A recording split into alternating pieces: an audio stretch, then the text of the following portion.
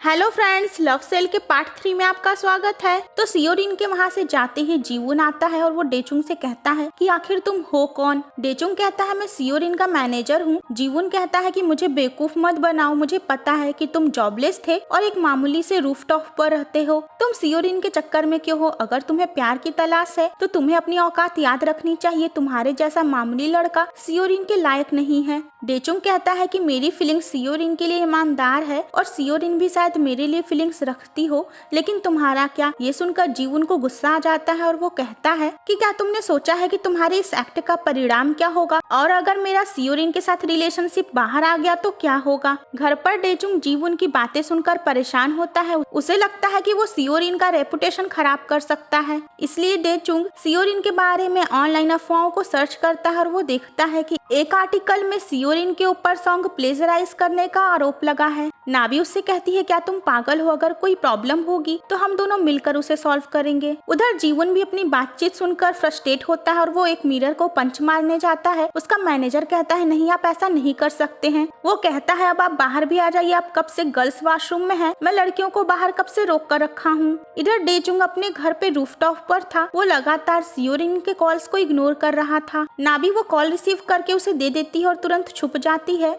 डेचुंग बोलता है कि आप जिस कस्टमर को कॉल कर रहे हैं वो उपलब्ध नहीं है। तो सियोरिन वहाँ ऑलरेडी आ चुकी थी। वो कहती है चलो कम से कम तुमने मेरे 44th कॉल को तो रिसीव किया। डेचुंग शॉक्ड होकर कहता है कि तुम्हें मेरा पता कैसे पता चला? सियोरिन कहती है क्यों मैं यहाँ नहीं आ सकती हूँ? वो कहती है कि तुमने मुझसे तो एकदम कनेक्शन ही काट लिया था। तुमने जबकि प्रॉमिस किया था कि चाहे जो भी हो जाए तुम हमेशा मेरे साथ रहोगे। डेचुंग उसे जूस पीने के लिए देता है और कहता है कि मैं ऐसा नहीं करना चाहता था, लेकिन आज के बाद अब मैं तुमसे नहीं मिल सकता हूँ। सियोरिन पूछती है क्यों? तभी डेचुंग की मकान मालकिन सियोरिन को वहाँ देख लेती है और कहती है कि तुम्हारे पास डेट करने के लिए पैसे हैं, लेकिन मेरा किराया तुम नहीं दे रहे हो। वो सियोरिन से कहती है तुम तो टीवी एक्ट्रेस की तरह इतनी सुंदर हो, मेरी बेटी भी तुम्हारी जैसी है, इसलिए मैं तुम्हें एडवाइस देती हूँ कि ऐसे लड़कों से तुम दूर रहो। मकान मालकिन के वहाँ से जाने के बाद डेचुंग कहता है तुमने देखा ना, यही मेरी सच्चाई है। सियोरिन कहती है क्या मैंने तुमसे कभी कहा कि तुम मेरे लिए कुछ ग्रेट करो? डेचुंग कहता है कि हाँ, तुम्हारे लिए गरीब लड़का भी ठीक रहेगा, लेकिन मैं तो बिल्कुल बेकार हूँ, मैं तुम्हारी दोस्ती के भी लायक नहीं हूँ। ये सुनकर सियोरिन उसके ऊपर और भी ज्यादा नाराज होती है। वो समझ जाती है कि जीवुन ने ही डेचुंग को कुछ कहा है और उससे इस बारे में पूछती है। तो डेचुंग उसे बताता है कि जीवुन ने कहा है कि वो तुम्हारे साथ अपने रिलेशन को एक्सपोज कर देगा। ये सुनकर सियोरिन कहती है कि मुझे इस बात पर भरोसा नहीं है, लेकिन उससे ज्यादा मुझे तुमसे निराशा हुई है। तुम जीवुन को ब्लेम दे रहे हो, लेकिन हकीकत में तुम्हें मुझ पर भरोसा ही नहीं है। वो दुखी होकर वहाँ से जाने लगती है। तभी नाबी फैन से सियोरिन का नाम लिखा हुआ पेपर्स उड़ाने लगती है।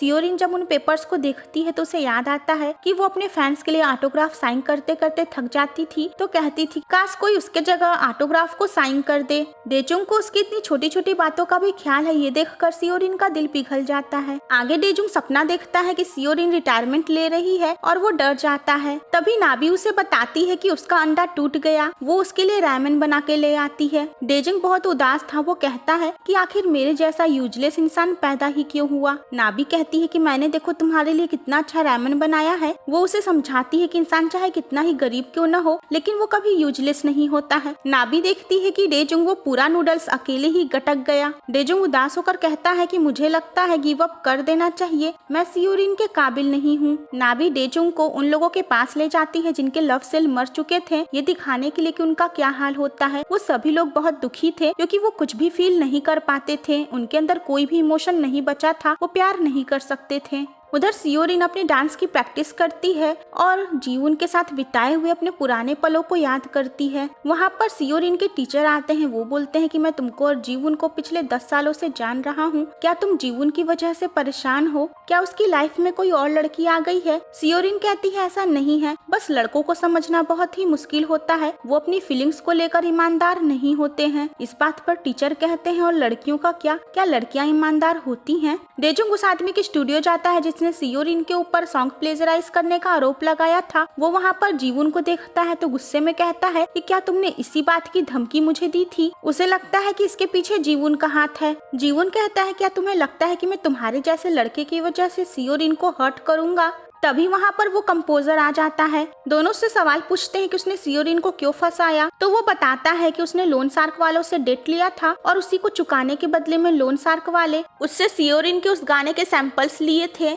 वो सब शायद सियोरिन के एंटी फैन थे। ये सुनकर डेजुंग को गुस्सा आता है और वो उसे मारने चाहता है, लेकिन कंपोजर आसानी से उसे गिरा देता है। लेकिन जीवन उस कंपोजर को सबक सिखाता है और उसके बाद वो बोलता है कि मैंने सारी बात रिकॉर्ड कर दी है और अब मैं इसे पुलिस को दे दूंगा। जीवन अपने रेपुटेशन की चिंता किए बिना पुलिस को सारे सबूत दिलवा देता है और सियोरिन इनोसेंट साबित हो जाती है। डेजुंग देखता है कि न्यूज में आ रहा है कि जीवन की उस कंपोजर से भी फिर से दोस्ती हो गई है। तो सब कुछ ठीक हो गया था। सियोरिन और जीवन दोनों शूटिंग पर थे। डेजुंग भी वहाँ पहुँचता है। वो कहता है मुझे पता नहीं कि मैं सियोरिन का सामना कैसे करूंगा। नाबी कहती है कि मेरे पास अब सिर्फ 10 दिन ही बचे हैं, तुम्हें उसे प्रपोज करना ही होगा। जीवुन सियोरिन को चीयर अप करता है और कहता है तुम्हारा चेहरा इतना उतरा हुआ क्यों है? हर सेलिब्रिटी कभी न कभी किसी स्कैंडल में फंस ही जाते हैं। तो आगे सियोरिन अपनी असिस्टेंट और जीवुन के मैनेजर को बातें करते हुए सुनती है। वो दोनों कहते हैं कि पता नहीं जीवुन सियोरिन को लेकर इतना ऑब्सेस्ड क्यों है। सियोरिन को तो एक्टिंग करने भी नहीं आती है, वो जीवुन के लायक नहीं है। ये सुनकर सियोरिन काफी दुखी हो जाती है।